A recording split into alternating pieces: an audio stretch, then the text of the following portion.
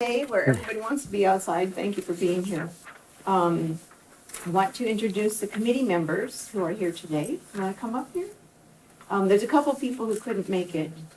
Bethany Jane is here, and Daisy. Say the whole name. Yeah, what's my whole name, Sarah? Come on. Daisy Alexandra Silbert Torres. I love it. Wow. It's the best name. Bethany Jane Bohatilla. Leslie Kermit is here, Leslie's here. and maybe more will show. Who knows? And I'm Sarah Bacon. So, today's presentation is put on by Optum. And you've probably gotten one of these postcards over the last few months. Optum is our mental health provider for our health care. And they have a lot of resources for us. Oh, grab some paperwork in the back. I got They give one-on-one counseling. They can provide grief counseling, so they can help you as an individual or for a group, like the work. And you can call them also the other therapist. $5 booking. Oh, okay. Good one. If there's been violence in the workplace, if some long treasured employee has been fired, they offer grief counseling. So there's a lot of resources. You could go to Optum, Optum.com, liveandworkwell.com, and our code, which is signed in, is MPI PHP, Motion Picture Industry Pension and Health Plan. So they are a great source for all of us. And I want to tell you a little bit what our committee is working on. We've had, I think, 3 meetings. We meet on Saturdays at the office on Lancashire. And there are a lot of things Did you get a to look into. We want to get information. If you're in an abusive situation, whether it's harassment, Did you get bullying, also? there are steps to take, and each studio has their own policy. So usually the policy is go to human resources. So we're trying to get all that information in a coherent, succinct format, and you can put it on the website, put it on posters to have in your workplace. But there's a lot of legal implications, a lot of differing information, so it's taking us some time. We talked about having a support group, because some people who've been through an abusive situation, it's really helpful, but we're concerned about the liability if we start the support group. So, that's something we're thinking about trying to address. Training. We can get training for members of our union, maybe officers, maybe people on a committee, or somebody who wants to volunteer for this position. So with respect to abuse and harassment, they can be better advocates for us union members. There's also a phone app that can be used to track abuse reports. But there's a lot of issues with that because you've got false accusations. You've got some situations that are not terribly serious, but they're perceived by one person to be very serious. So it's very complicated. It's taken us time. So if you have a situation that you want some advice on, come to one of our meetings. Our next one is May 5th, and this is not on any paperwork, so you can write that down. May 5th. It's in the thread. Oh, yeah, it comes out in the thread on Friday. It will be at the offices on Lancashire. Lorcan. Oh, thank you. So we won't advise you, but you can learn what we're learning. And then another part of what we do as a committee is education. And Optum has these classes for groups, and so we're trying to do once every quarter a new class. And today's class is conflict resolution, hoping that by resolving our conflicts, they won't turn into abusive situations. And so presenting today is Ricky Powell. Thank you. Oh, thank you so much. Thank you. He has quite extensive experience in our industry, which is really wonderful. We're lucky to have him here for this. Thank you so much. Please give Sarah a round of applause. And give yourselves a round of applause for being here, honestly. I really do want to thank you for being here because I always believe that time is our most valuable asset. Would you agree? Much more so even than money, because when you spend $1 or lose $1, chances are pretty good you're going to get that dollar back. But when you spend a moment, that's it. It's gone, right? You can't get it back. And so by being here, especially for talking about something as important as conflict resolution, it really shows that you understand how important it is to invest in yourself. And it's worth every moment. And I promise you, I really want to make this interactive. And as we go through the material and everything, really talk about things that are applicable to you and the things that you deal with. Does that sound good? On a daily basis? And yeah, before I jump into the content, I really would just like to give you a couple of minutes on where I came from so you can see how I even got to be here to speak to you on this today and why I am so passionate about this topic. So I started my professional career at the ripe old age of 7. I pointed to the TV and said, I want to be in there. And essentially that meant I wanted to be an actor. And so in the first grade, by the way, can you all hear me okay? Because I have a mic, but I feel like I probably don't need it, right? So in the first grade, when I was about 7 years old, the teacher said, we have a new student with us. He's on a show, he's on a series, so it'd be nice to him. And as it turns out, his name was Mark Kopaj, and he was on a show called Julia with Diane Carroll, which was a pretty big show, in the late 60s, early 70s. And so we became best friends, and his dad helped me get an agent, started going out on things. First thing I did was an episode of Bewitched, which was my favorite show in the world. And from there went on to do lots of TV shows and commercials in the 70s and early 80s and commercials. So anyone here of Eggo waffles? Very first Eggo waffle commercial. First kid to say, Lego my Eggo. So that was pretty cool. And it's on YouTube, believe it or not.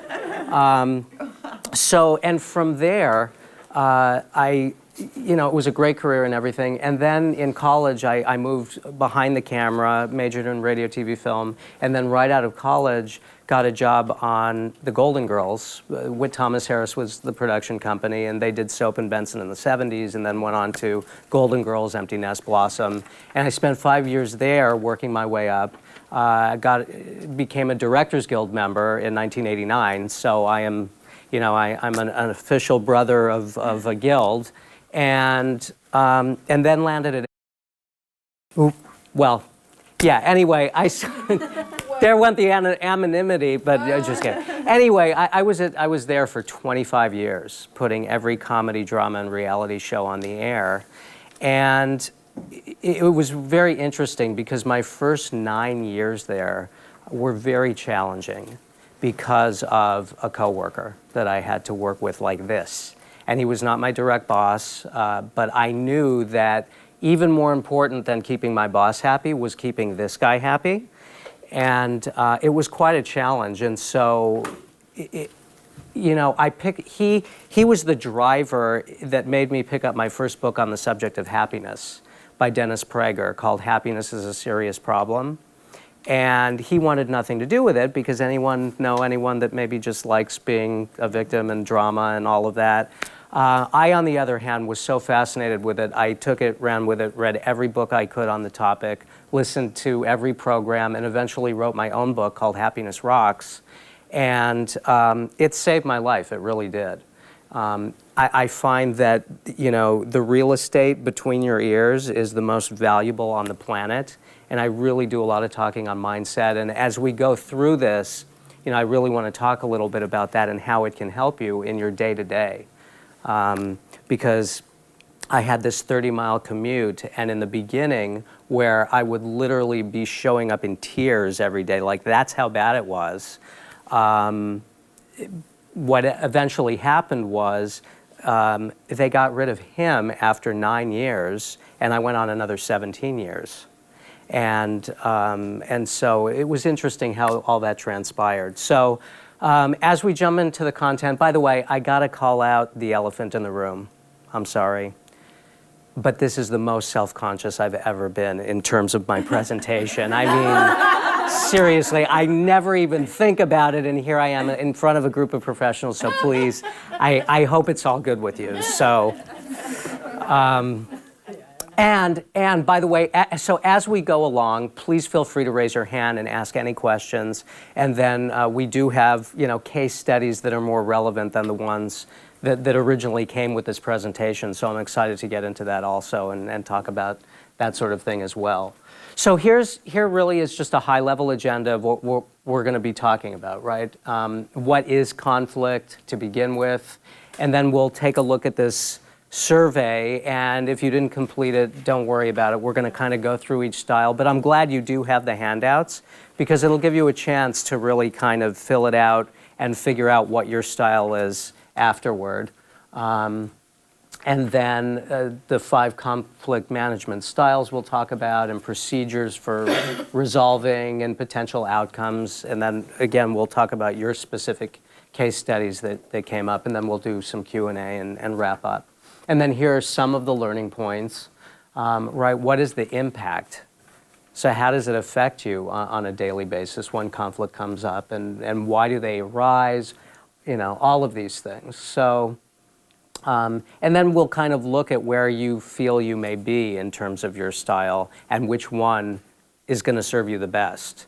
I like sharing a lot of resources also. And so one of my favorite mentors I never even got to meet in person, his name is Jim Rohn. Anyone here of Jim Rohn? He was Tony Robbins' mentor. Here, Tony Robbins, familiar with him? So he's been around a long, long time, and Jim Rohn was his mentor, and I devoured everything I could by him. And you can look on YouTube, there's tons of material. And one of his quotes that I love is, "Your personal philosophy is the greatest determining factor in how your life works out." Right? Your personal philosophy is the greatest determining factor in how your life works out. And mine has always been, everything happens for a reason. I think there are no coincidences. And it was like that for years. Sometimes you go through something painful and the lesson doesn't show up for years, right? Now, I've met a lot of people who have been through so much pain and tragedy and loss and all of that, that they'll say, like, if everything happens for a reason, how could there have been the Holocaust, or how could there be cancer, or the school shootings, or all of these terrible things that we have to face really on a daily basis? And I totally understand that. So finally, I just kind of tweaked it, and I crossed the last 3 words off so that my slide just said, everything happens, right? Can we all agree everything happens? So then the important thing to realize is, it's how you react to it, or it's how you respond to it. So things happen, and a lot of times it can be 10% what happens and 90% how you handle it or how you respond to it. Does that make sense? Mm-hmm. So in other words, there's an objective reality. For instance, this is a chair, right? So this is a chair, and that's just an objective reality. And then we bring in all the subjectivity to it.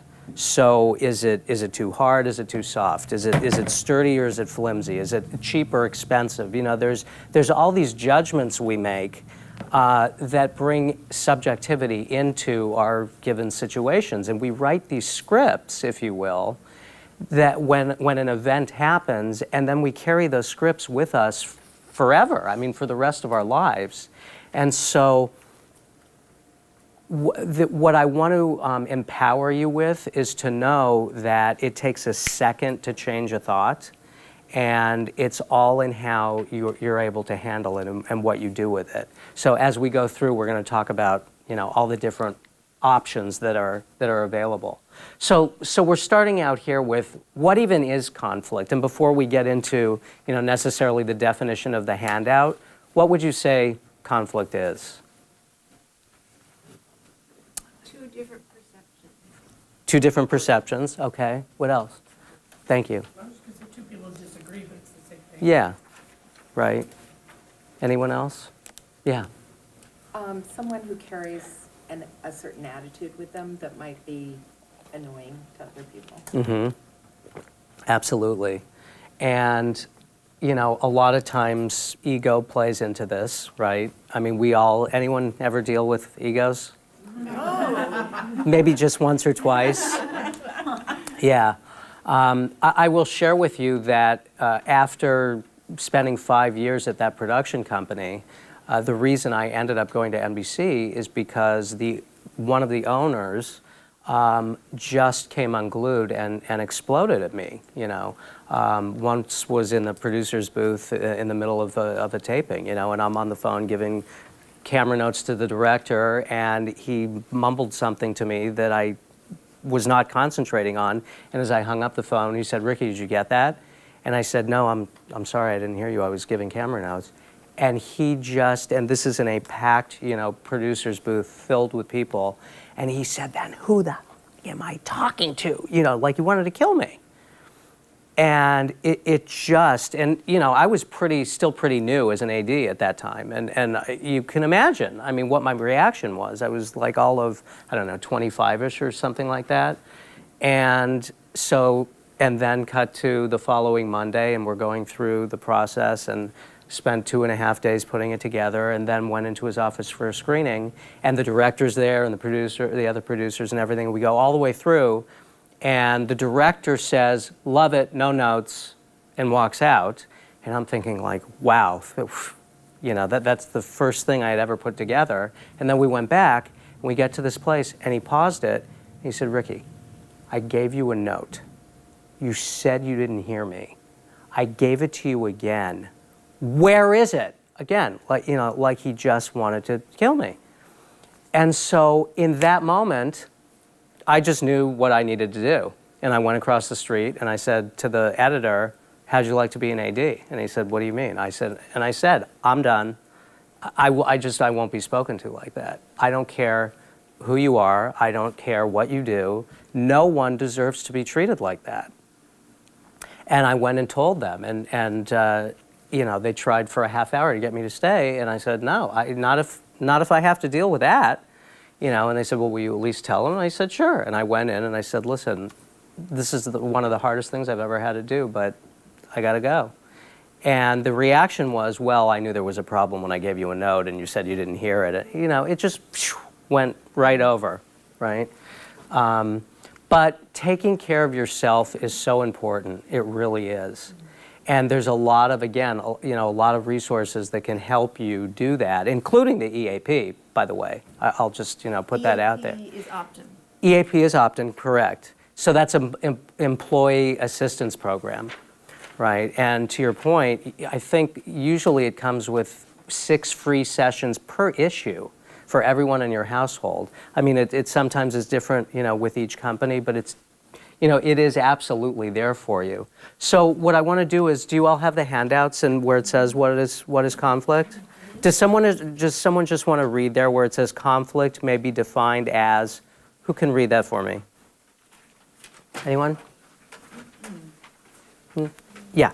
Conflict may be defined as the perceived incompatible difference between two or more people that result in some form of interference or opposition, and may take many forms.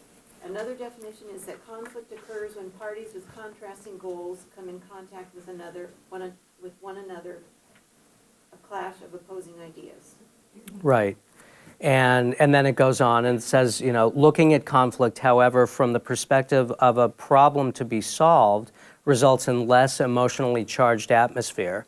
So one which encourages collaboration. And this opens the door to working with the other party rather than against him or her.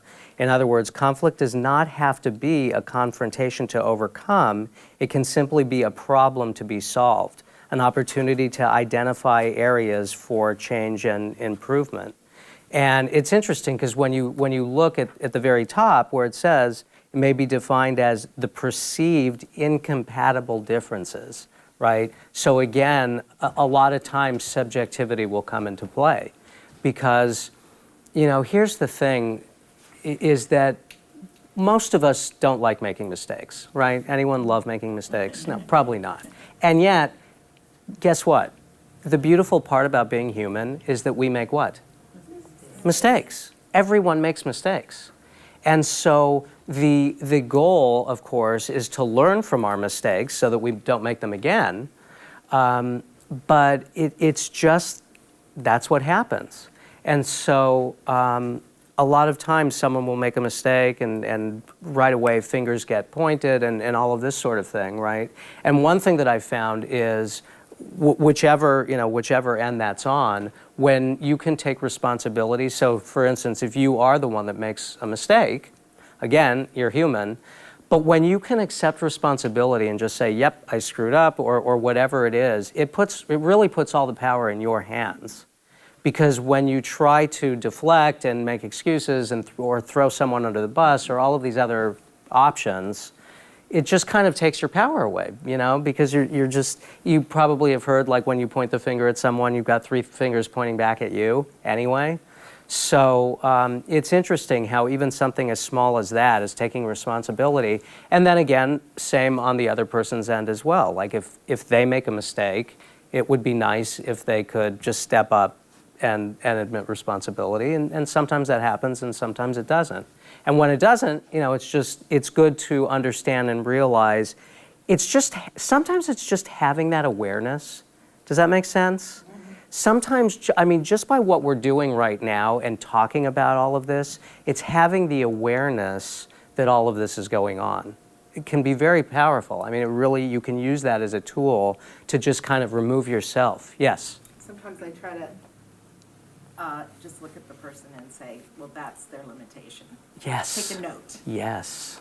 When I have the chance not to work with that person, Right. Right now I get along, but I just have to know that's the button. Right. Right. And thank you for bringing up that particular word, limitation.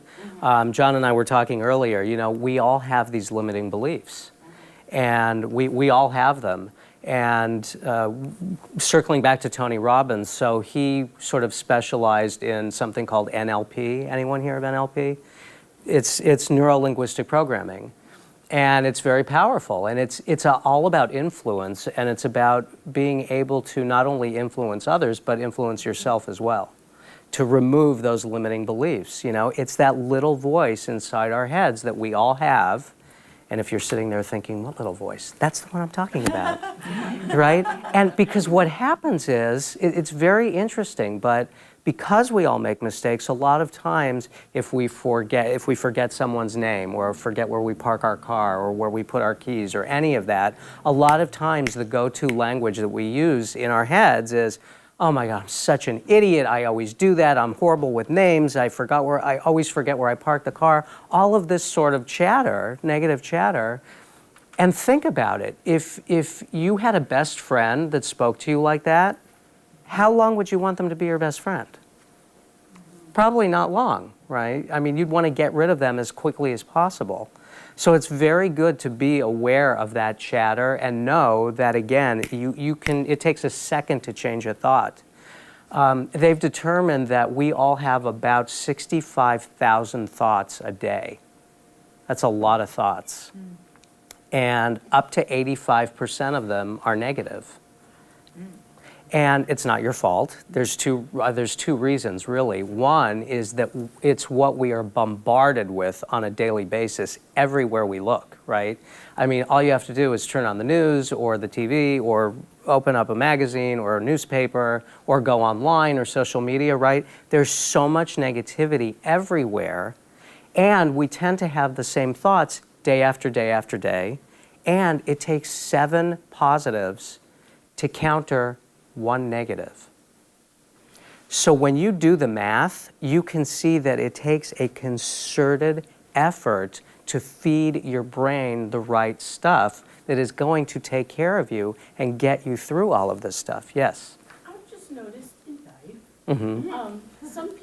I feel like some people's chemistries are different. Mm-hmm. Some people seem very naturally Mm-hmm. positive and friendly and happy, and some people seem very naturally grumpy. Yes. Yeah. Dark, thank you. Dark? Yeah. Is that what? I feel Yeah, like yeah, It absolutely. might have something to do with personal chemistry also. Right. Oh, it absolutely does. So anyone here positive psychology?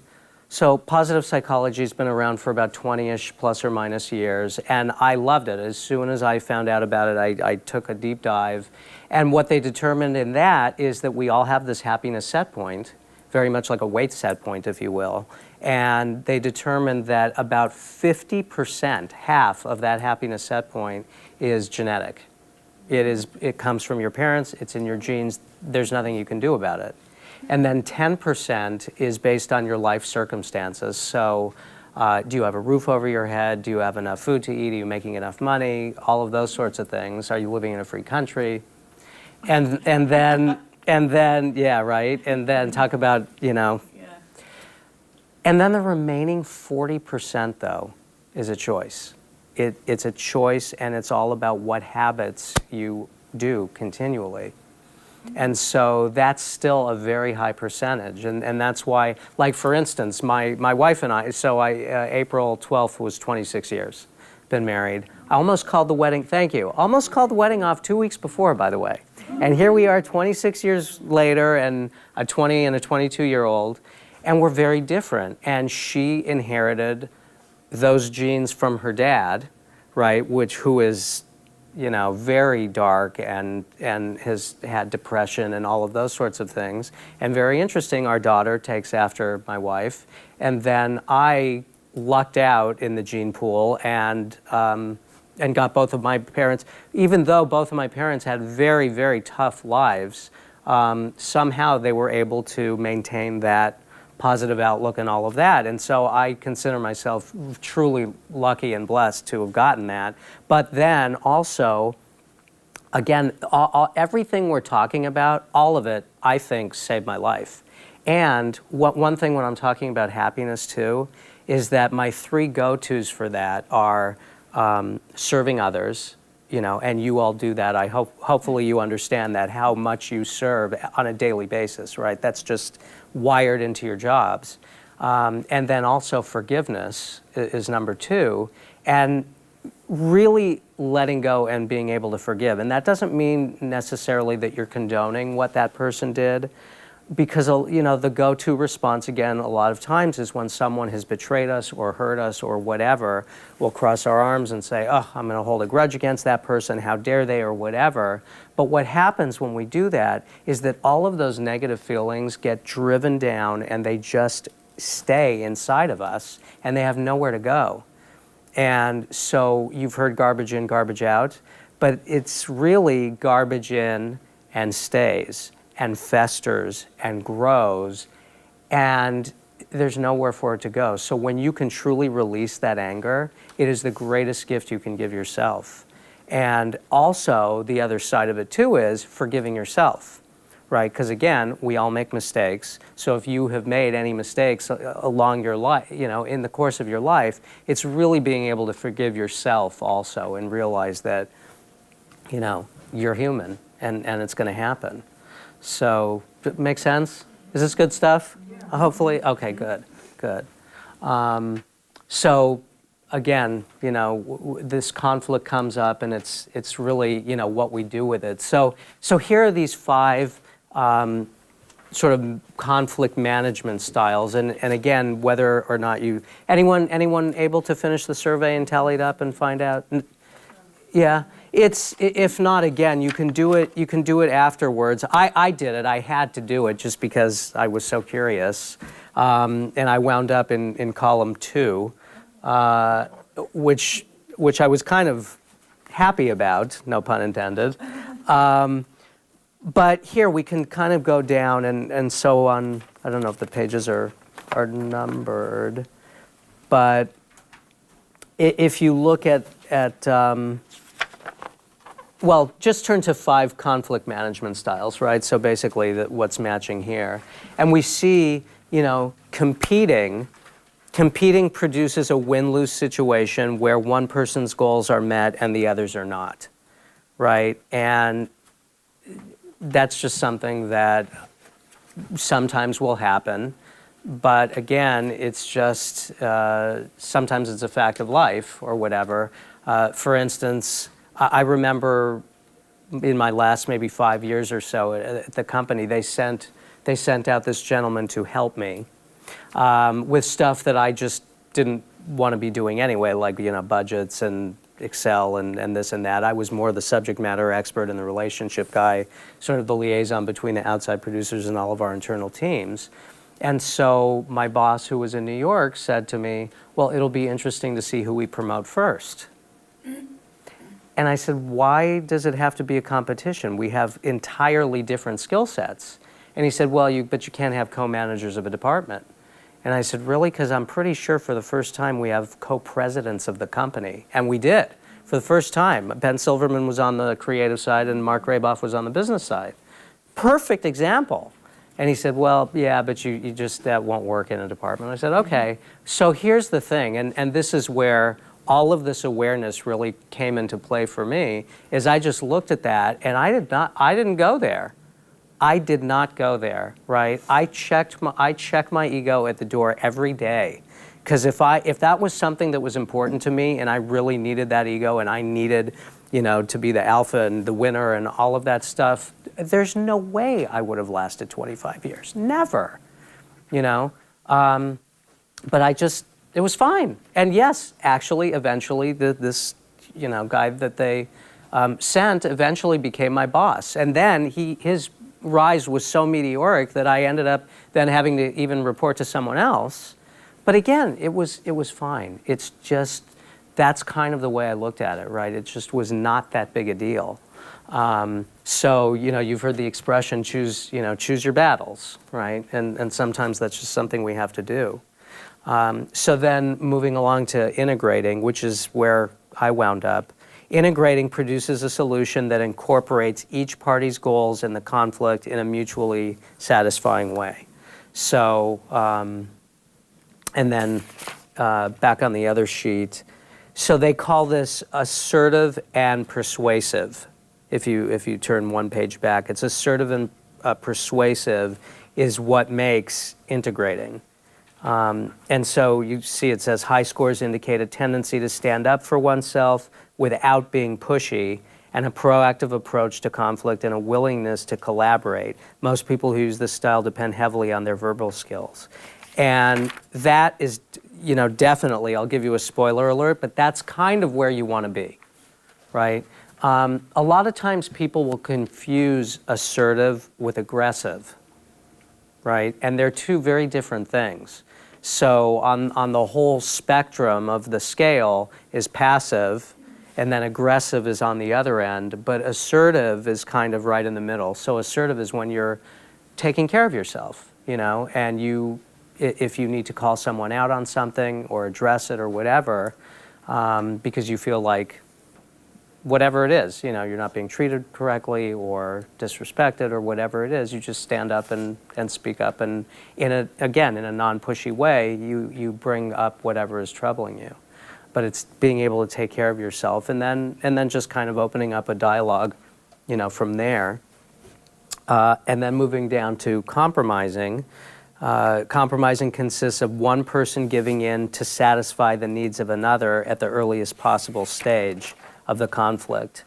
And then back on the other page it says observant, introspective. So compromising or smoothing, they kind of blended that together. And it says high scores indicate a tendency to observe others and examine oneself analytically in response to conflict situations, as well as a need to adopt counseling and listening modes of behavior. And those who adapt this style are likely to be cooperative, even conciliatory. But so sometimes that's just not taking care of yourself, right? It's giving in and just putting your own feelings or whatever aside. And that's a personal choice, and sometimes that can work. Because there were plenty of times when I would handle a situation where I would rather have had it be a win-win or whatever, but again, it's just like picking the battles, right? Any questions so far? No? Okay. And then there's avoiding. Right, so avoiding is staying away from or withdrawing from a conflict.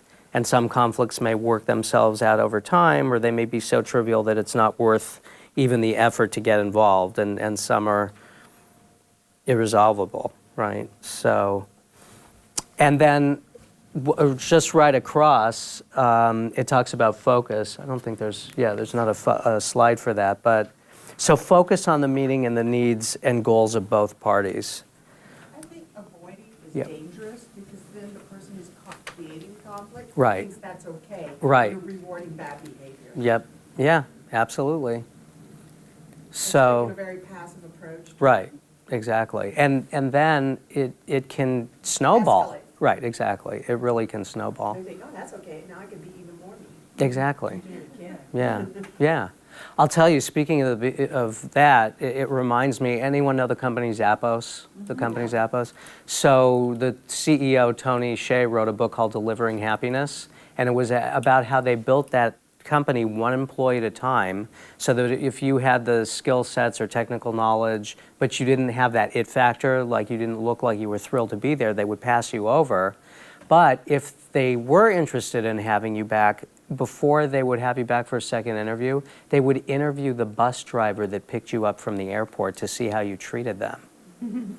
And I just love that, right? I mean, because they really wanted to make sure that you walk the talk, that you don't just say that you respect others or, whatever, but you actually do, And so, yeah, it's really interesting, but it's important, how you are treated and how you treat others.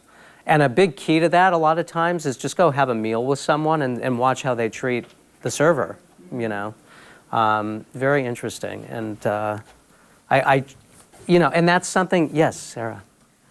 On this page, the scoring and interpretation. Right. For a good deal of my life, I've been avoiding, smoothing, compromising. And, and thanks to 12-step program, I'm learning to be more integrating and be more assertive, set boundaries. Right. What is okay and what isn't. But it's hard to change. I figured out as I read the questions which answers I wanted to be, but I have to admit that some of the times I was the one that would, say and do nothing. Right. Or figure, this person, I'll just be the bigger person and give in, but crushing a little me inside. How do you change yourself to be the Right. more- And I'll tell you, and like I said, I did take this myself and was actually really surprised. So in my score, column 1 and column 4, very interesting, they were both identical at 17. And I kind of surprised myself that I even got 17 on both of those ends of the spectrum. But then I was 73 for column 2 and 43 for column 3. And again, a lot of it really is doing everything we're talking about. I mean, is really being able to focus on. So I'll share another Jim Rohn quote, which is, he used to say, don't wish things were easier, wish you were better. Right? It really struck a chord with me. But that's what I started doing, was like just diving into all of these kind of self-help books, right, on personal development, and just growing your own confidence and emotional stability and emotional intelligence and all of those sorts of things, just so that you can change that internal dialogue to know that you can make it through anything, right? You've all heard what doesn't kill you makes you stronger. I mean, it really is true. And in terms of the forgiveness factor, for instance, like that guy who made my life truly a living hell for 9 years, and by the way, you want to hear something kind of spooky? He opened a storefront like blocks from here. Isn't that crazy? Yeah. What kept you at a job that you were miserable with? Yeah, so people would say, how in the world did you last that long with him, right? But here's what was interesting was, because of the way that I had left the production company, I was still definitely green behind the ears. I had been making until that point the best money I had ever been making, right? And I just chose to leave the way I did. And so now here I am. It took me 2.5 years to land that position at NBC. And they reorganized an entire department to bring me in and all of that. And my attitude was, there is no way that I am going to let him bully me out of now the best job that I have ever had. you know, and I am so thankful that I didn't. And again, that's one of the key reasons I think, or at least for me, shows up as everything happens for a reason.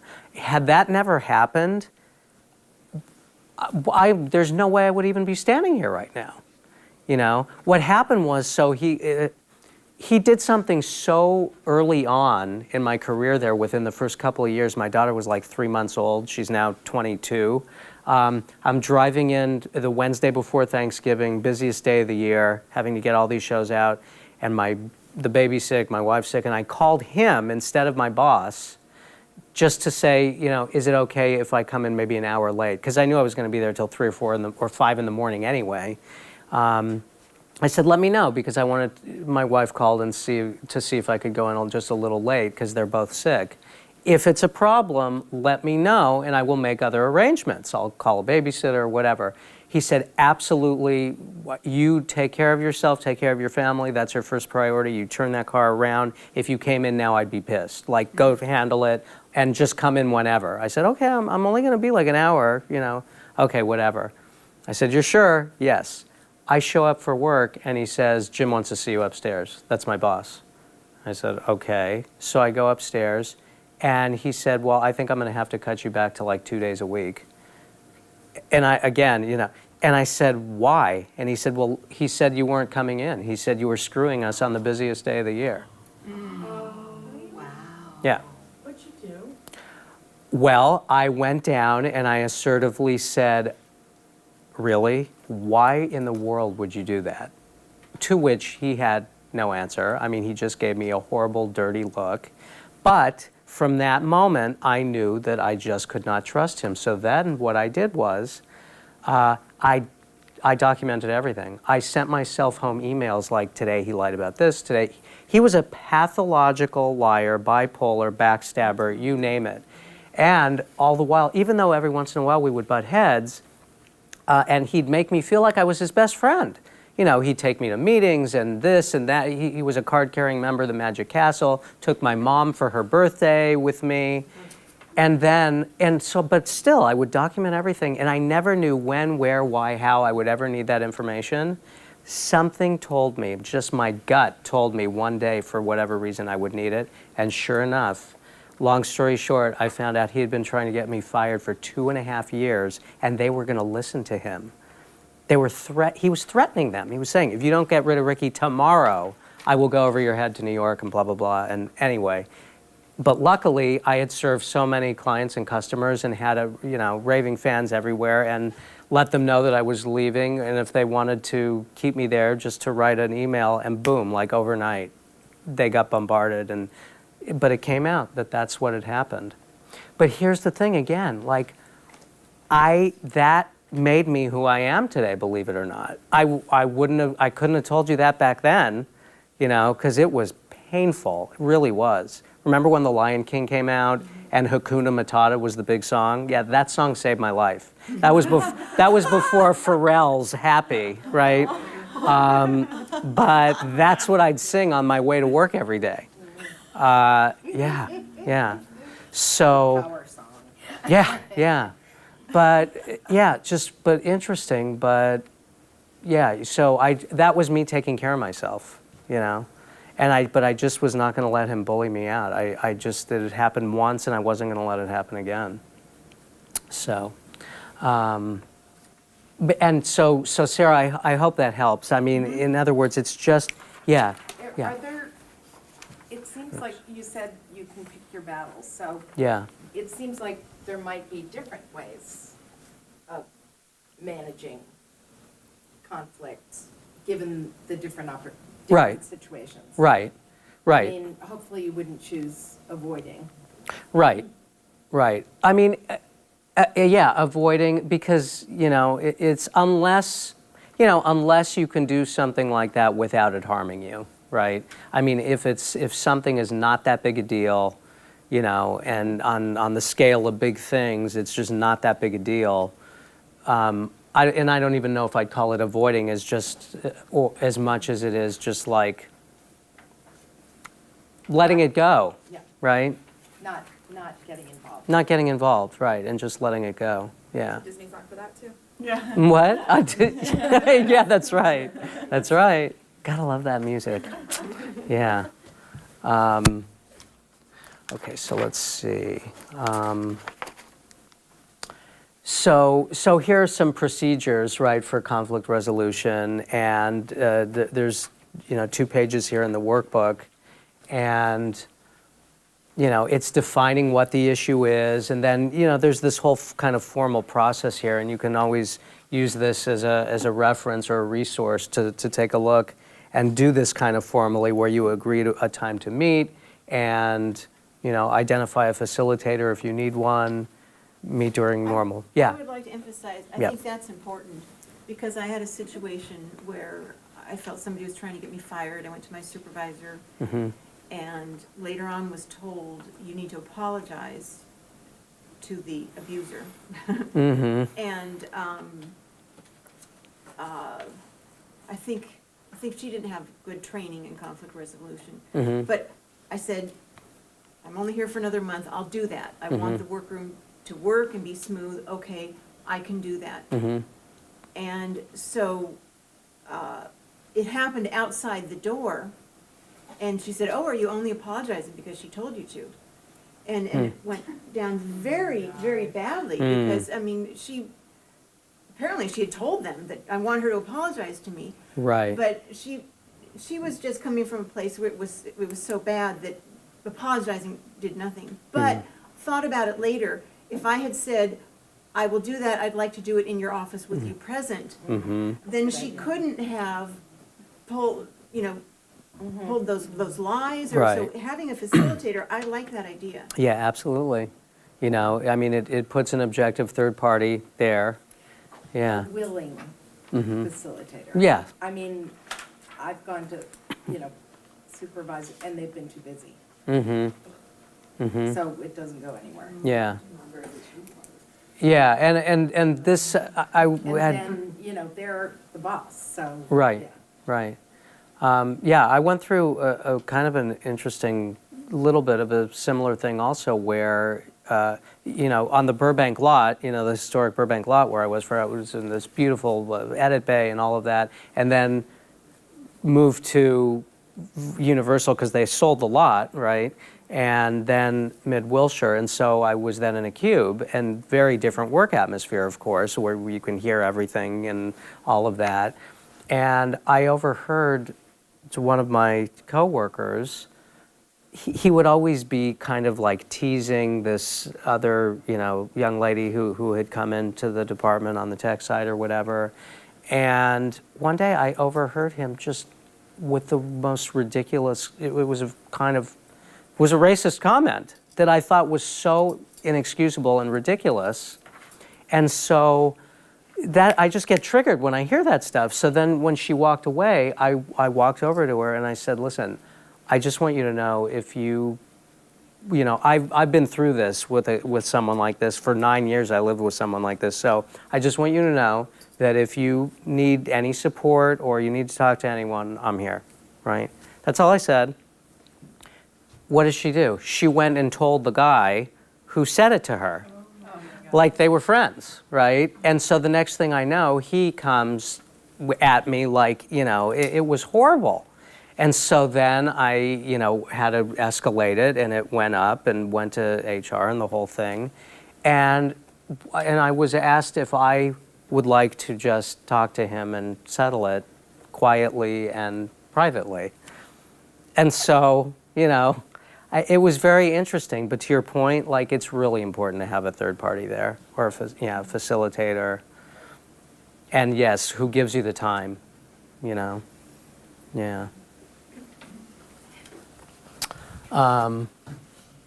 Yeah.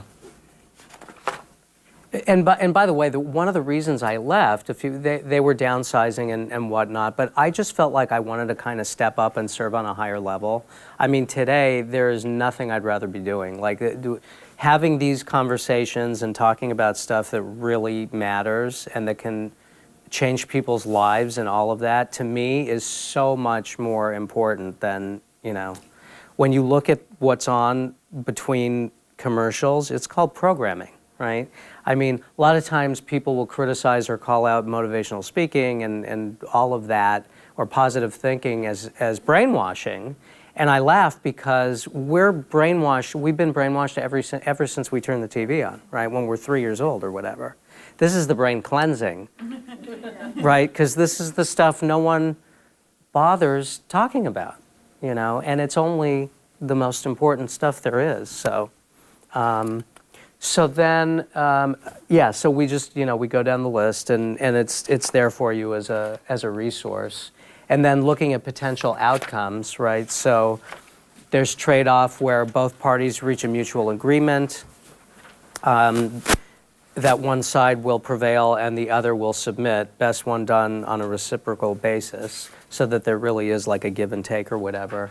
A compromise where each party gives up part of the agenda to meet in the middle. Agree to disagree. So parties decide that the agreement is not essential to achieving the goal, and so disagreement doesn't damage the relationship. Sometimes we have to agree to disagree. We're never going to come to terms here on thinking the same way, but maybe that's okay. You know, maybe for what we're doing right now, we can just agree to disagree. And then there's win-lose, which is unfortunate, but sometimes that, I guess, has to happen, you know. If there's a boss and a subordinate or whatever, and it's their way or the highway, and yet still know that you always have a choice. You do, right? I remember doing something, well, there was a law firm I was speaking at, and everyone was freaking out because it was this open plan thing. They were used to having their own private offices, and now all of a sudden, here they are in an open working environment. And they're all freaking out, and I was talking to them about it, and you know, I said at the end of the day, you have to remember you always have a choice, because if it's that bad, then, you know, make another choice. You don't have to stay depending on, you know, how dangerous a situation is or whatever. You know, if your safety is ever an issue, physical or mental, you know, I mean, if it's that bad, just always remember that you do have the power for that. And then there's no outcome. There's the no outcome one, where a solution is not reached and the disagreement continues, which is something you hopefully want to avoid. And then finally is the win-win, which would be awesome to have all the time. We just can't, but that's when an agreement is reached, you know, where it allows both parties to get all of their needs met. Right. So I'd love to we can jump into the, and first of all, I mean, I can just address this, when to talk to a professional counselor. You know, you probably just kind of internally or instinctively know that, right? If it ever gets bad, or don't wait until it gets bad, right? Just pick up the phone and make that call, you know? And a lot of times it's just important having your own personal support system. So being able to talk to a friend or a family member, a loved one, you know, significant other, whoever that person might be, or a counselor, right? They're always available. So, yeah, we can. You want to jump into the case study? Yeah.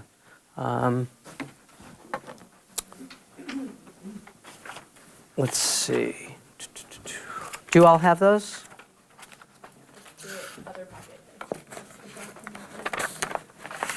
Yeah, I have printouts. I mean, we have them on slides also. I don't know, or Sarah, do you want to just? What do you think? Which one do we want to start with? Have you guys read through these? Any preference to what we start with? Are we gonna do all of them? Whatever we have. We have about 7 or 10 minutes left. I want to be mindful of your time. deer in Really, headlights? 6. Deer in headlights, sure. So, someone is losing it within the department, in another department, yelling, blaming, directing anger towards an individual. Individual as a representative of the costume department, or multiple people within the department at one time, and sometimes the outburst includes a specific directive, like, do this now. Other times it's just a generalized rant on incompetence. I've observed that younger costumers in particular freeze. So how does one comport oneself when someone else is losing it and at them or their department? Anyone? That's a big one. Yeah, yeah. And boy, I'll tell you, I mean, I can relate because that's what happened and to me, and that's what drove me to walk right out the door, right? And I know that's not always an easy decision to make, right? And sometimes you may feel like you can't make that decision, but for me, first of all, let me throw it out to you. Any thoughts, ideas, best practices that you have found? Yeah. In one of our committee meetings, there was an example of like a girl on a bus and people are making racist comments. And another person, a bystander, could come over and sit down and says, just talk about anything. Talk about, oh, I like the dress you're wearing. You're engaging that person and identifying them as distracting and identifying them as a person, not an object to be abused. And so that is a good procedure, but how do we do that in our workplace? You mean to rescue that person Essentially, yes. who It is was- being abused? Yes, yeah. Essentially, it was to do that, but in a workplace environment, if it's the supervisor or designer or director or producer or whoever that's doing that, if you walk into that situation and cut them off, then you will then become the target of whatever Right, the issue is. Yeah, versus waiting until it ends and then going over and trying to give them something else to think about or, show them that they aren't alone. essentially. Mm-hmm. Thank you. Yes. I've had that happen, and I've taken them to craft service, just come on, let's go to craft service, Mm-hmm. Get a water. and Yeah. get some water, Mhm. and walk away from the situation for a while, and, sometimes stepping away, I feel, lets everybody else kind of find their position too. So you'll say that to which party? Take them with The me. the aggressor or the one who just got yelled The at? person who just got yelled at. Okay. Right. Yeah. Yeah. But Get them you, out of there. you like wait until Well, you have to the wait till abuser has conflict's left, over. yeah. You can't get in the middle and be like, Right. oh, thanks. But it's also human nature to just sit there and go, I'm glad it's not me. Yeah. Also, the person needs to learn to take care of themselves. Right. Also, Which is why we have these classes. Exactly. Every Yeah. single time, right? And Right. what about the abuser? Exactly. Could somebody make an effort to calm down the abuser? Well, I was on a show where the camera department was sexually harassing a woman in the camera department, and she went to HR, and HR basically like fluffed it off, like, oh, they didn't mean anything by it. But I know that they were doing it because they would, even at craft service, they would make comments to me also, so I know they were guilty of that. But human resources just kind of. How recent was that by It chance? was in 2013. Okay. I was gonna say, because now it's your duty to go and tell human resources that you were sexually harassed. But human resources is to protect the company. They're not to protect, they're to protect the company from lawsuits. They Right. don't care, let's be realistic. But if you were someone coming from someone else, and you said that, you would have backed up their story. They can't ignore it. They can't, because then they have a civil suit on their hands. Yeah. And also remember your Weingarten rights, if you get called in, you call your union and have someone there with you. Right. Right. Absolutely. Yep. So in other words, go to HR with her. You can go to HR and if you think that you need them, they can stop the meeting and wait until someone gets there. You can ask for a union representative to come and be As with your you. business come to agent, HR with highly you. Got it. recommend that you do that. Yeah, Mm-hmm. That's your assistant vision. because we're both, we're your witness and we can give you advice. Right. Yeah. You And can't say you didn't tell them. yeah, and hopefully, and I'd like to believe, but who knows, that nowadays, these days, even just in the past 5 years, certainly even in the past year, right, so much has transpired and so much has gone on that, I would hope against hopes that it's getting a little better in terms of HR being able to, support and, Absolutely will take a sexual harassment claim more seriously now Yeah, than they did in yeah. 2013. Right. But bullying or harassment in the workplace are both things that are newer, Mhm. because if you aren't under a protected category, then they don't really know what to do with you. right, So that's why we thought these classes would be helpful Right. to teach the employees how to deal with those situations, but also how to teach. So to teach the aggressors that, hey, what you're doing isn't okay, look around. If you're reading this and realizing, oh, I do that all the time, cool. And then to also teach those of us who would be the victims, you know, what to do in those situations. Right, Yeah. I right. think, you know, we all see, I mean, a common problem is designers abusing crew. Right. And, did I hear a laugh? No, it was- that's it. Yeah. That's a big problem. Mm-hmm. And, so, you know, the question comes up, a lot of times people say, well, if you go to work for that designer, just be aware that this could happen. Or, you know, I worked for a director who was incredibly abusive for years, and in commercials, 4 years. And I just stayed out of his way, but, you know, I knew my day would come. So I was kind of prepared for it.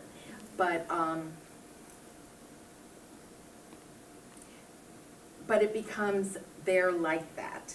They get allowed to do that. Mm-hmm. And Nobody stops them. it's part of the creative process. Don't want to stop their creativity. Yeah, She's so talented. what I've started calling it is a designer's disease. And that's what I call it. And they relish in the power that they have over you. I'm the design, I even had a designer tell a set customer once, I can talk to you any way I want to. Right. Yeah, Because I'm the The answer designer. to Right. that is, no, you cannot, I'll have my shop steward here. yeah, And no, you cannot, I'll go get another job. Right. And then Right. you have me there. I right. had that happen to me in New York. I was hired by the director. I do wardrobe. Mm-hmm. So I was the costume, not designer, I was the costume supervisor Mm. on an off-Broadway show. Mm. And I didn't really know the designer, but I kind of won him over. And now we're out in the audience, you know, like, and the whole place, all of the top people, everybody is in there. And the two of them are arguing across the room. Who, the two? The director and the designer, and they're Hmm. yelling at each other, and they started saying, well, Ann, you tell so-and-so, blah, blah, blah, blah, and then the answer was, Ann, you tell him. Oh, my And I'm God. like, Yeah, and you know, like, I didn't even have to open my mouth, because they were yelling, you know, Right, and everybody got right. the picture. And I just stood up and I said, the same as you would, I said, this is ridiculous, you're both adults, yeah. I'm not gonna get into the middle of this, you two settle it, and I walked out. Mm-hmm. And the whole place just quieted down, Yeah. and you never heard another peep. Yeah, good for It was you. like, That's, You yeah, know, and I was a kid, you know, I'm Mhm. doing off-Broadway, Mhm. nothing, no Mm. money, no money, no Yeah. nothing. But I just wasn't gonna sit there and be in the middle of it, mm-hmm. you know, it was, but designers, directors, they all, Oh, I mean, not that, all, a lot of them are really wonderful, pleasant people. right, A lot of them just have a big yeah, ego problem, and it's nerves. yeah, You were first. yeah. Oh, I was gonna say, I've been in this situation and I witnessed this situation, and I think that the one thing is not to say that like it's acceptable for people to be yelling at you, but the one thing is I think that people, instead of hearing what the person is saying, think, oh my God, they're yelling at me, they're yelling at me, they're yelling at me, and so they miss Mm-hmm. what is actually being said. And I found that to diffuse a situation, you actually have to hear what the person's saying, Acknowledge, right. acknowledge it, and Mhm. if an action needs to take place, Mhm. then you Move, yeah. move. Mm-hmm. And then later on, you decide, I'm never gonna work for this person again, or like they were having a bad day, it was, super hot outside, and Mhm, like something happened. Yeah, But that's the only way, acknowledging what they're saying is what I found the only way that Mhm. you're gonna stop them from continuing that behavior in that moment. mm-hmm. So the deer in the headlights You have to Is- hear what they're saying. is, don't go there. Yeah, Listen and move. right, Yeah. exactly. Mm-hmm. Well, and I'm thinking about our last Optum class, where the suggestions were, when you're getting yelled at, say, I want to understand what you're telling me. Please calm down so I can understand the instructions you're giving me. Right. That as the target, you need to be the calm person and bring them back to what the topic is, rather than just arbitrary yelling. Right. You know, what is the task you're asking me about, or I need to be able to understand. And hopefully you will get a, you know, a decent answer. Like, for instance, when I was in that situation in the producer's booth and he was screaming at me, and I said, "I'm sorry, what did you say?" His answer was, "Peter Dobson, he's doing a funny thing in the thing in the thing." Like, that was literally the answer, and I was supposed to write down exactly what he meant by that, right? To mind readers. Yeah, mind readers, exactly. But the point is, and to your point, which is very important, is to try and really dial in to your own mind and be able to really hear them and really hear what they're saying, and not be in your own head of like, oh my God, what just happened, and you know, all of that. It is really, yeah, yeah. So, because it can be, that can be tough, you know. I mean, if someone just comes down on you, raining terror, and it can be a challenge to really hear what they're saying. So, yeah, it's kind of stepping back And probably also checking the respect level that you give them, making sure that it's, can't be like, "I'm sorry, I can't hear you," you know, Mhm, yeah. because you're yelling. Right, You know, right. that your attitude is right, calm right. and respectful. exactly, yeah. I found that when somebody's coming at you and they're being really, really loud and they're yelling, if you get more quiet, they start getting quiet because they can't hear you over their own yelling. So if Absolutely. you get more quiet, they slow down and start to listen. Yes. You get more of a back and forth. Yes, and that's a fantastic point. Well, yeah, I was just gonna say, like, in terms of communication, believe it or not, you know how do you know what percentage the words you use play in your communication? Believe it or not. Anyone guess? 0. 7%. Yeah, and the rest of it is intonation and body language and all of this sort of thing. And so, yeah, when you speak softly, I mean, you get them, you know, leaning in. And by the way, also pausing. So what I'd like to say is,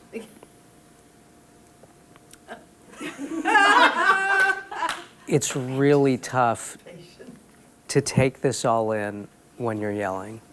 And, yeah, thank you. Well, I was gonna say, I took a job a couple months ago with a supervisor that I like, although she can be up and down, you know, but pretty nice woman. And I took the job, and then I found out that the designer was somebody that I worked with before who was very abusive. And I was like, oh shit, you know, I wanted to try to stay away from this guy. And of course, ultimately, I had to help him pull some stuff in a wardrobe in a Fox. And I said to the supervisor, "How are you dealing with him?" And well, she just quit last week because she couldn't take it anymore. But my question is, why do we let these designers get away with that? And it seems like, you know, they're just going to keep getting away with it. Is there somebody in 892 that can talk to them? I don't know, you know, there's two different unions, you probably know, the 892 and Ward 705. I want to say that there's some supervisors who are just as snarky as some designers. I really Yeah. don't want to pick on Yeah. them. Yeah. No, it's not, Yeah. I know that, but I'm just saying, is there, I am 892. okay. Yeah. And there, so Susan, she's 892, so Linda, she's 892, so there are 892 here. Yeah. Just, unfortunately, we can talk to them, but we are not allowed to, we're a union, and unfortunately, it's the employer's responsibility to chastise the employees. As a union, by the Department of Labor, we cannot do that. So yes, we can talk to them, kind of pull them aside and be like, hey, your behavior, we've been If getting, there's, you know. yeah, they're constantly getting, you know. But there's nothing we can actually, and we're trying to figure out the best way to navigate it. I just want you to know, I've had a customer throw things at my head, and I hadn't even talked, she came in from shopping. She was pissed at what I had put into the fitting room. I had a supervisor who was screaming at me because she thought I had said something that I absolutely didn't say and didn't mean. So it comes from both sides. And it's really, really difficult. I've never ever worked, and I'm not saying it doesn't happen, but I've never worked with a bad costume designer, because I won't. if I hear something bad about them, Ding, ding, ding. Like I said, I didn't know Ding, that ding, this ding. this designer was. So we have a responsibility as customers to find out who we're working well, with. no, do you not, like, honestly, if I work, like, if I had heard something bad, I'd go to the people who I know who've worked with them. Bethany Jane does the same thing, she won't work with anyone who Right. treats her poorly. Starve them, And honestly, starve them. you know what, Curious, baby. that is exactly it. If nobody's going to work with them, they're going Yeah. to lose, like, they can't keep behaving the Well, same way. they keep going out of town and the new crews Yeah, don't that's know. what this case is. Yeah, what if Yeah. there are an entire Like crew of South people who were Carolina, sworn in yeah. yesterday? Yeah. And, you know, and it's important to know that, again, this issue transcends everything, right? I mean, it is just whenever you're dealing with people, you've got all different types. And, yeah, I was gonna say, if you're paying attention and you work with the same people over and over and you know what their attitudes are, you also learn that this one, if you're really nice to them, they'll get over it, and that Yeah. one you have to be very sharp and say, absolutely not, and the other one you have to just walk out. You know, I mean, there's a different way to handle each one of these different people, Correct. because they're all different, you Mhm. know? mhm, And it's like, I've done each of those things in my life, and I probably will again, but, you know, that's, mhm, We're also with each other for an extended period of time, very Right. few jobs. Very intimate work. right. not with time pressure. Yeah, with time pressure, with the stress it is. I mean, oftentimes we're with someone no less than 12 hours a day. Mhm. That's Right. the littlest time I've ever spent with my crew. Right. And this is maybe jumping, but I'm just thinking about what I said about the designer's disease. And I just want to clarify that I think, having been a designer, and it's when you get, for me, it's when you get the feeling that nobody has your back. Mhm. And that's when, I mean, I've had to say to a designer, I was working as a costumer, and she was snark, snark, snark, snark, snark to two of us. And I just had to say, okay, we are here to help you, and, you know, just let us know what you want, and we're here to help you. And if you don't want us here, it's fine, we'll leave. And that seemed to diffuse that moment. It wasn't about the specifics of the work we were doing. It was just, it was And- taking a breath and. Right, and that's absolutely great, because that's exactly the assertive thing that I'm talking I about, mean, I right? had to go into work every day with her Mhm, and talk to myself and say, it's okay if I leave this Mhm. job. mhm, I And it don't always is okay. yeah, need this job. But Right. sometimes you don't have that luxury, like you signed a 6-month lease in Atlanta. Right. An apartment with Right. a security deposit and Yeah. all the other stuff. Sometimes you need your hours, you know. right, You're not always at the luxury to leave. I know, I had a situation in Atlanta, I wanted this movie, I knew this designer was a little crazy, but I thought, she's aged a little. She has a kid now. Maybe she knows what's important in life. It's not Mhm. always about a costume. Maybe it's about human relations. mhm, Half my crew quit. She made me fire my best friend on the show. And she screamed and had anxiety attacks. And I went to the producers, and the producer goes, there's somebody way up at Fox that's protecting her. There's nothing we can do about Leslie. Wow. We know she's crazy. Mm. We know, we're scared of her too. mhm, But- yeah, yeah, and, You know, but I couldn't leave because I had this lease, and I had an obligation to my crew to protect them from this designer, whatever, as much as I could, because she was that abusive. mhm, So you made that choice. We need to do our due diligence. Yeah. Right. And know that maybe, because being able to talk to each other is really important. Being able to call up the assistant who you don't know, who just worked with this designer, and just say, what are her likes and dislikes, or his likes and, you know, it's doing your due diligence, right? It's totally that, but I wanna say one thing. Everybody, production is responsible for your leases, period. For your what? For your Leases. housing leases. Do not, that lease that was in your name, Yeah. it's their responsibility. And anybody who does a deal memo, you make sure you put that in there, Put what? that they are responsible for They're your housing. responsible for Because housing. she's saying one of the You're reasons out of she town. could not leave is because she had a lease in her name. Hey, we've talked to producers, and guess what they say? Oh, that's our responsibility. So it is their responsibility, period. First of all, it's in our contract, but second, make sure it's in your deal memos. And you'll find That those should things never out when be you a start reason. calling people Mm. and You telling shouldn't. them what you're doing. Yeah. Yeah, Well, so, I worked 4 jobs with her already, so I knew about, but I thought, it'd been 15 years, and I thought maybe she's mellow, maybe she's more secure, maybe, having a child has brought some humanity to her, and then there's, leopards don't change their spots, right? We've heard, yeah. So, anyway, we're kind of over in terms of time. Was this helpful, I hope? Yes. Okay, great. That would be awesome. And bring more people, because, Yeah. hello. Yeah, a lot of times the people who need it most sometimes, don't show up, but, This is a program yeah. that we're building, so. yeah, Still no, here, that's I think, great. And that's why we wanted to, the last one was just with 7 to 5 members, but that's why we would love to include interviewing more of them. Right. And we I also think it's included 768. Yeah, hey girl. Yeah. So please give yourselves a hand, and thank you very much. It was a pleasure and an honor being here. I hope I presented okay. But thanks, I hope to see you We can stay a again. few more minutes and talk about Yeah, these other please, questions if you want absolutely. to, Yeah. if we're allowed to stay in the building. One- Because I know Ricky's One got to more. go after the And we hour. also have an evaluation survey. Oh, yes, yes. Oh, thank you for reminding me. Yeah. I do need to collect the evaluations. Well, I just have I have a personal case Sure. study that I was involved in.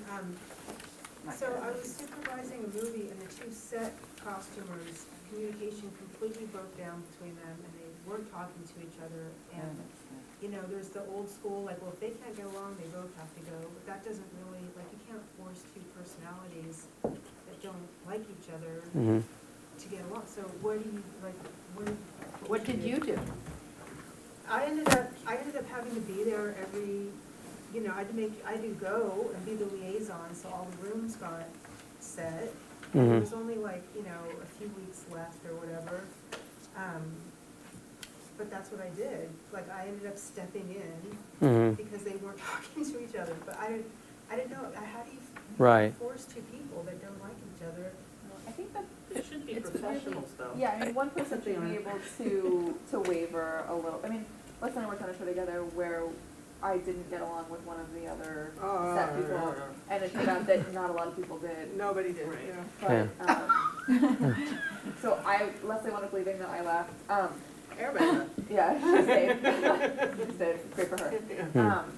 But I think it's really important to, nowadays I feel like people don't get interviewed anymore. And I think it's really important to be interviewing team members and to find out how they act in certain situations. I always love to give examples of the way that I do my job when I interview for a show, which is one of the reasons why it worked out for us. I didn't get to interview Leslie because she was out of town on a show. So I interviewed the designer and I told her, these are my strategies, I set my rooms this way, I do this, I do that, so they knew how organized I was and the procedures that I put in place. This other girl didn't want to do anything or follow any sort of set rules and wanted to do things her own way. And so I was able to, after she had this big look at me with our other set partner there, was able to say, hey, I went through all of this with the designer when I interviewed with her. So the way that I'm asking you to do this and the way that I'm doing it is the way she wants it to be done because that's why I got hired. And so I had little things like that that I was able to use. But Leslie had said she wouldn't have hired that girl had she known. Yeah, that she was a designer. I couldn't jump in because I was out of town, and when I heard, I was like, But once you're in that situation, there's 2 people who aren't getting along, how would you? Well, I mean, sometimes you got to do what you got to do, right? And so if you, do your best to try and get them to get along or whatever, and they can't, then, again, there's that choice, It's walk away or just do the best you can to have them, to facilitate for them almost, right? I'm going to a job in Atlanta, and the key is very important to me down there because she has the most experience out of anybody in Atlanta, which is odd. And Hold on tight. hold on tight. And I asked her, who will you not work with? Yeah, that's good. Yeah. Yeah, It's important. that's And great. she gave me 3 names. That's great, And I yeah, knew them all. yeah. I don't feel that way about daycare sometimes, because the supervisor doesn't ask us before they bring people in. It's like, you don't know what our relationship is with other people. And since we're the ones working with them for 16 hours, on location. They should make your day easier, not harder. Yeah. Come in happy to help. Does anyone need an evaluation, by the way? Do you all have one? Okay, let me grab you one. Oh, thank you so much. And a pen, anyone need a pen? I think there's pens back there too.